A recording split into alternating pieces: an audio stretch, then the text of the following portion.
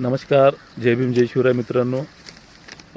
शिक्षक भरतीच्या अनुषंगानं गेल्या आपण लाईव्हमध्ये शिक्षक भरतीच्या बाबतीत बरीच चर्चा केली होती. आज या व्हिडिओच्या माध्यमातून शिक्षक भरती आणि सद्यस्थिती व ज्यांची निवड झाली समुपदेशन, नियुक्त्या आणि बाकी ज्यांची समुपदेशन आहेत या संदर्भात व प्रलंबित भरतीच्या संदर्भात आपण माहिती बघणार आहोत. सध्याच्या स्थितीला प्रलंबित शिक्षक भरतीच्या अनुषंगाने सांगत असताना 2017च्या भरतीमध्ये जे अपात्र गैरहजर यांची एक यादी लागली होती, तर त्याच्यामध्ये भूकंपग्रस्तचे जे काही 74 जागा होत्या, तर त्या अनुषंगाने त्या ठिकाणी फक्त 5 उमेदवार मिळालेले होते आणि जे काही 69 जागा होत्या, तर त्या संदर्भामध्ये ती पद भरण्याच्या बाबतीत एक शासन निर्णय आहे की भूकंपग्रस्तच्या जर जागा उपलब्ध नसतील, रिक्त राहिल्या, तर ते संबंधित विभागाकडून परवानगी घेऊन त्या जागा ज्या असतात त्या प्रकल्पग्रस्तला कन्वर्ट होतात. तर या अनुषंगाने काल मंत्रालयातून अवर सचिव महाराष्ट्र शासन प्रतिम कुमार जावळे सर यांची एक पत्र आलेलं आहे महसूल वन विभागाकडनं. तर त्या ठिकाणी स्पष्ट असं सांगितलेलं आहे की त्या जागा भरण्याच्या संदर्भामध्ये प्रति विभागीय आयुक्त पुणे, औरंगाबाद, कोकण विभाग, जिल्हाधिकारी लातूर, धाराशिव, सातारा, रत्नागिरी, कारण याच ठिकाणी भूकंपग्रस्तच्या ज्या काही जागा रिक्त होत्या तर त्या ठिकाणी जागा आहेत रिक्त. त्या अनुषंगाने बिंदू नामावली चेक करून जे काही जागा आहेत ते शिक्षण आयुक्त कार्यालयामध्ये भरण्याच्या संदर्भामध्ये त्या प्रवर्गामध्ये रिक्त असलेल्या जागा, मग ते जिल्हा परिषद, मनपा, नपा किंवा मग खाजगी व्यवस्थापनाच्या शाळा या ठिकाणी त्या जागा रिक्त असतील. ती 69 ज्या काही जागा रिक्त आहेत त्या आता प्रकल्पग्रस्तला येतील. म्हणजेच काय, तर जुन्या पद भरतीमध्ये, प्रलंबित भरतीमध्ये 69 जागा आता ती भरण्याची कार्यवाही लवकर सुरू करण्यात यावी.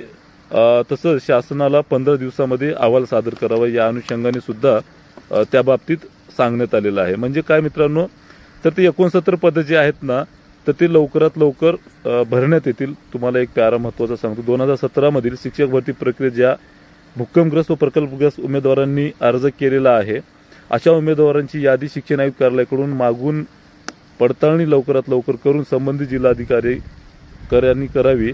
सदर पदाकरिता विषय, बिंदू नामावली, उमेदवारांनी दिलेले पसंती क्रमानुसार पात्र भूकंपग्रस्त उमेदवार उपलब्ध झालेले नाहीत ही बाब तपासून प्रमाणित करून त्यानुसार नमूद मुद्द्याच्या अनुषंगाने शासन निर्णयातील तरतुदीला अनुलक्षून 15 दिवसात अहवाल सादर करावा. म्हणजे मित्रांनो, या काही जागा होत्या त्या आता लवकरात लवकर भरण्याची कार्यवाही होईल. त्यासोबतच जुन्या भरतीवर सध्याच्या स्थितीला जरी स्टे असलं तरी ही कार्यवाही पूर्ण होईल. आता स्टे पण लवकरात लवकर उठण्याची दाट शक्यता आहे, कारण त्या अनुषंगाने 11 मार्चला त्याची हिअरिंग असणार आहे, बोर्डावर येणार आहे केस. तर त्याच्यावरचं जर स्टे उठलं तर मग लवकरच ही पण प्रक्रिया सुरू होईल आणि मागासवर्गीयांच्या ते काही जागा होत्या प्रलंबित भरतीमध्ये 50% कपातीच्या, तर त्या अनुषंगाने सुद्धा अहवाल अंतिम टप्प्यात होता, तो पाठवण्यात आल्याचं समजते. त्यासोबतच मित्रांनो, सेकंड स्टेटमध्ये ज्यांची निवड झाली, ज्यांचं समुपदेशन झालं, त्या अशा ठिकाणी ठाणे, नंतर मग यवतमाळ, रायगड, ठाणेच्या बाबतीत नाही माहिती, रायगड, यवतमाळ अशा अनेक जिल्हा परिषदमध्ये समुपदेशन झालेलं आहे आणि यवतमाळला तर त्या ठिकाणी त्यांच्या आस्थापना सुद्धा देण्यात आले नियुक्तीच्या बाबतीत. तर ज्यांचं समुपदेशन बाकी आहे अशा सगळ्यांचं समुपदेशन सगळ्या आस्थापनाचं होणार आहे. रयत वगळता 11च्या नंतर तिथलं पण समजेलच रयतचं. मला वाटतं संभाजीनगरचं पण समुपदेशन बाकी आहे.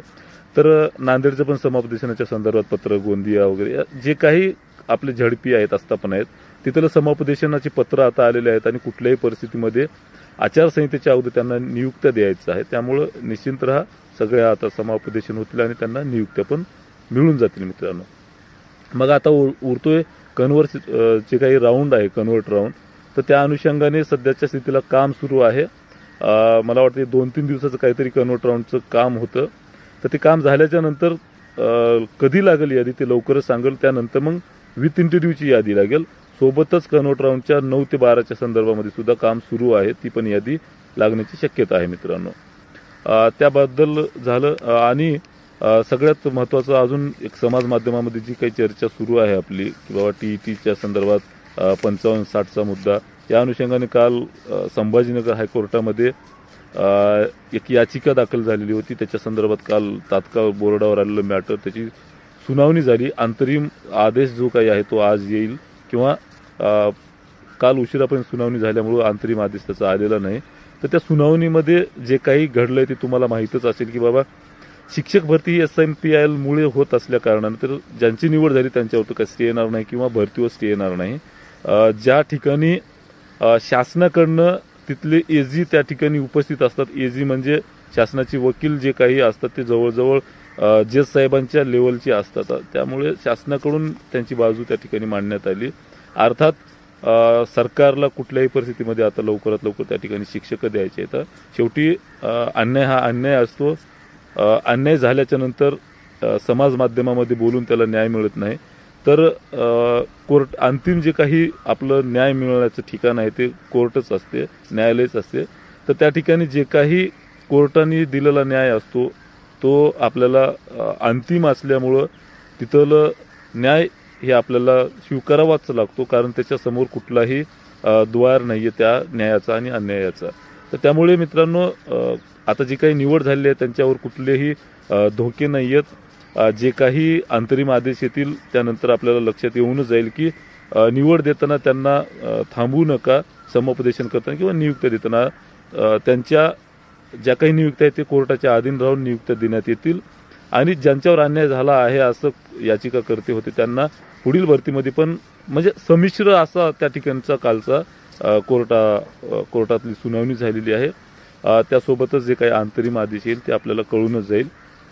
तर सध्याच्या स्थितीला शिक्षक भरतीच्या अनुषंगाने ही अपडेट होती.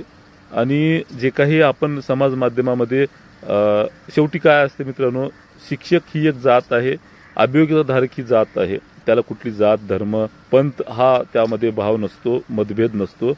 आणि खरंच ते चुकीचं असेल तर मी त्या बाबतीमध्ये आयुक्त महोदयांच्या लक्षात आणून देतो की तांत्रिक चुका ज्या काही झाल्या की बाबा पूर्वसूचना नव्हती, मग मुलांकडे TET पुष्कळ होते तर त्यांना त्या ठिकाणी नमूद करण्यासाठी आपण पूर्वसूचना देणं अपेक्षित होतं. ह्या अनेक गोष्टी मी व्यक्तिगत लेवलवर मी आयुक्त साहेबांशी ज्या तांत्रिक मुद्दे होते त्या संदर्भात मी त्या ठिकाणी व्यक्त केले आहे. त्याच्यावर बहुतांश मार्ग पण निघालेले आहेत.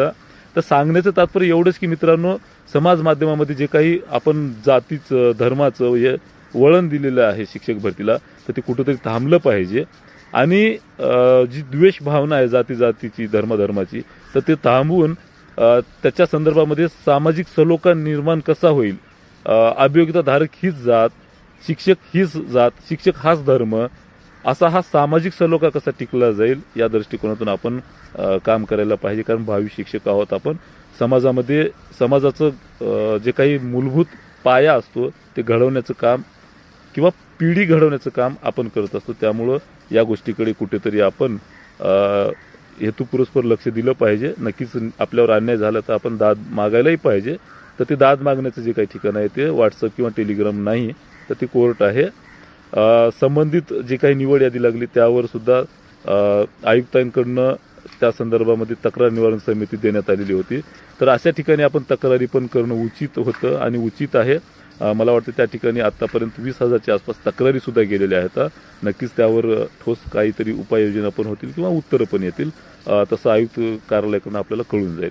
तर सांगायचं तात्पर्य एवढंच की मित्रांनो, बाकी काही आकडेवारी आहे कशा संदर्भामध्ये निवड झाली ती सगळी आकडेवारी जे काय ते संध्याकाळी मी यूट्यूबच्या माध्यमातून 9 वाजता लाईव्ह येतो. तुमचे जे काही प्रश्न असतील, आयुक्त महोदयांनी मला जे काही आकडेवारी दिलेली आहे किंवा निवडीच्या संदर्भामध्ये कसा गैरसमज पसरवला जातोय या अनुषंगाने जे काही मला सांगता येते त्या संदर्भामध्ये मी संध्याकाळी आपल्याशी थेट यूट्यूब लाईव्हवर संध्याकाळी 9 वाजता संवाद साधतो.